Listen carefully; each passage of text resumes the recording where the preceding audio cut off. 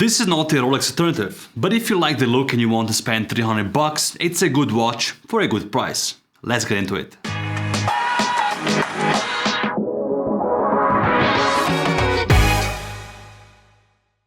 Hello, welcome to Swiss Watch Gang, the channel where you find out about watches which you didn't know so far. I mainly cover brands which you can't find on YouTube, but sometimes I like to dip my toes into the mainstream waters. Today we'll talk about the Citizen Tsuyosa, a watch which you can finally purchase here in Switzerland. When it came out, it wasn't clear where and how you could buy it. I heard it's still pretty much impossible in the US, except if you maybe order it from eBay or Chrono24.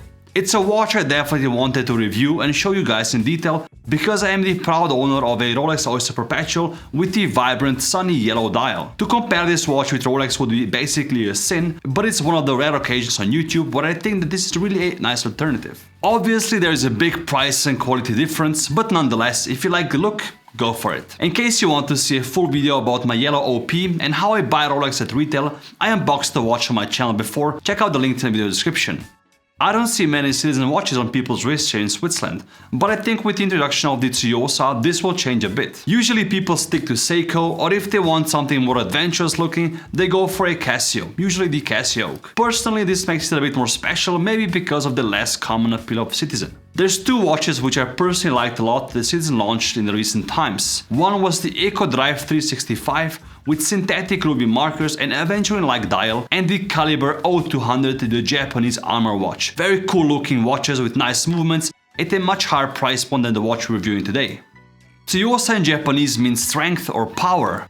I think it's a good name for this watch as I think it's a great daily choice, especially if you own a Rolex Oyster Perpetual and you either don't want to get robbed or you don't want to brag around your co-workers and clients. It's a nice, oh, this looks like the impossible to get Rolex color dials kind of watch. With the retail price of those hovering between 5,300 and 6,100 Swiss francs, depending on the color and size, the secondary market prices are just crazy. There's quite a few Tsuyosa models available, from white, black, blue, green, yellow and turquoise, like the gradient turquoise, the red gradient and my favorite, the blue frosted gradient dial. There's also two models I found on the Singaporean site of Citizen, which was this two-tone piece as well as this cool black or camouflage dial model.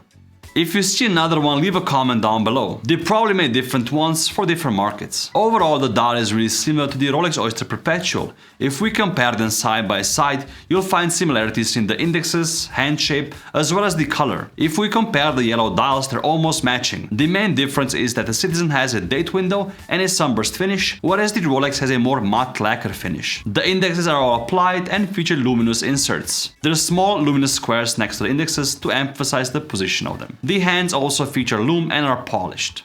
The date window at 3 o'clock features no frame and a cyclops applied on a glass to make the date appear bigger. Something that reminds you of a Rolex Datejust, for example.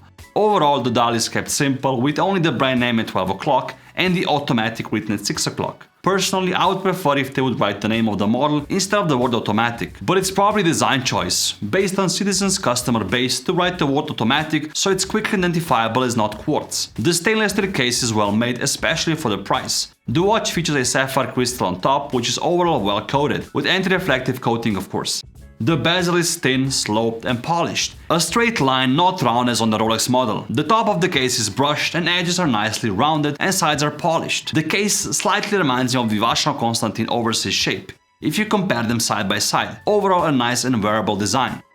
The diameter of the case is 40 mm, the lug-to-lug is approximately 49.4 mm and the height is 11.9 mm. What you also notice is that the crown is not positioned at your normal 3 o'clock. Although I personally like the sleek design, with the crown mostly hidden inside the case, it does make it slightly harder to wind and set the watch, because obviously your lower finger is hitting the case while doing so. Overall, not a deal breaker for me. The 3-link bracelet is integrated and well made. It is the same design as the Rolex Presidential bracelet, which you can most commonly find on a nice day date.